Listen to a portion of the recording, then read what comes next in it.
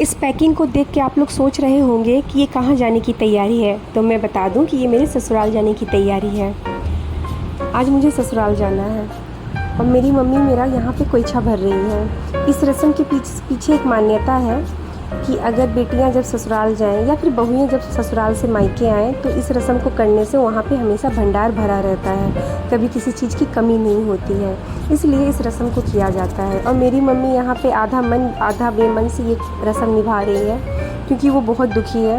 दुखी वो सिर्फ मेरे जाने के लिए नहीं है, मुझसे कहीं ज़्यादा वो दुखी इसलिए है क्योंकि आज मेरी बेटी और मेरा बेटा दोनों ही चले जाएंगे। और मेरी मम्मी मेरी बेटी मेरे बेटा को बहुत प्यार करती हैं। यहाँ पे देखिए, मेरी मम्मी मेरी बेटी को ली हुई है। मेरे पापा मेरी बेटी से पूछ रहे हैं, क्या तुम जाओगी अपने घर? तो वो अपना सिर हिला के बोले, नहीं नहीं मैं नहीं जाऊँगी। तो हम लोग कहीं भी जाते हैं तो अपने से बड़ों का पैर छूते हैं। तो यहाँ पे मैं अपने पापा का पैर छूने के बाद बुआ का जब पैर छू रही थी तो बुआ ने मुझे मना किया, कहा बेटी आप पैर नहीं छूती, गले लगती हैं। उसके बाद फिर मैंने अपनी मम्मी का पैर छुआ और मम्मी के साथ साथ फिर सासू माँ का भी पैर छुआ, क्योंकि कहते हैं कि जब बगल में बड़े हों तो उनका भी पैर छू लेना चाहिए।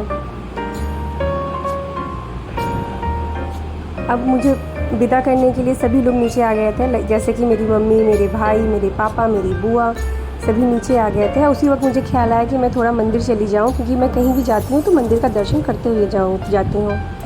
और मुझे एक चीज़ समझ में नहीं आता है कि जब भी बेटियां अपने ससुराल जाती हैं तो आस पड़ोस के जो लोग होते हैं वो ज़रूर मिलने चले आते हैं। ऐसे भले ना आए, लेकिन इस समय ज़रूर आ जाते हैं। चलो अच्छी बात है, अच्छा भी लगता है, स्पेशल फीलिंग आता है। तो यहाँ पे सारी मम्मी की जो फ्रेंड्स थी वो सब मुझसे मिलने आई हुए, तो ये लोग मुझसे बड़ी थी तो इन लोगों का भी मैंने आशीर्वाद लिया।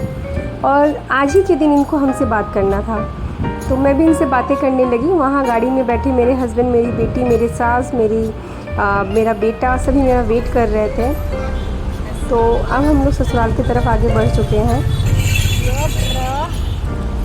और फाइनली हम लोग ससुराल पहुंच गए हैं।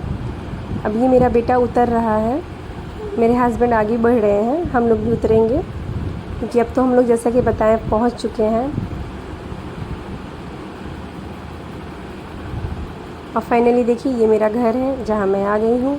यहाँ मेरी मम्मी ने मुझे कहा कि तुम वेट करो, मैं आ रही हूँ, क्योंकि उन्हें एक रस्म करना था जिसको बोलते हैं औचना।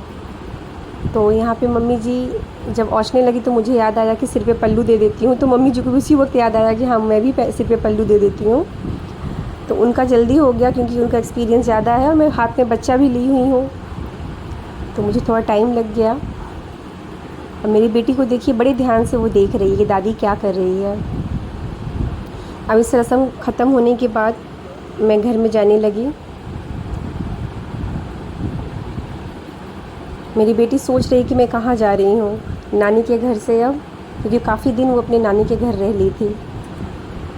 तो घर में आने के बाद मुझे लगा कि ठीक है, अब मैं सबसे पहले चली जाती हूँ मंदिर, क्योंकि ये मेरा आदत है, मैं कहीं भी जाती हूँ घर से जब, तो भी मैं मंदिर में जाके एक बार दर्शन कर लेती हूँ और आने के बाद भी एक बार दर्शन करती हूँ।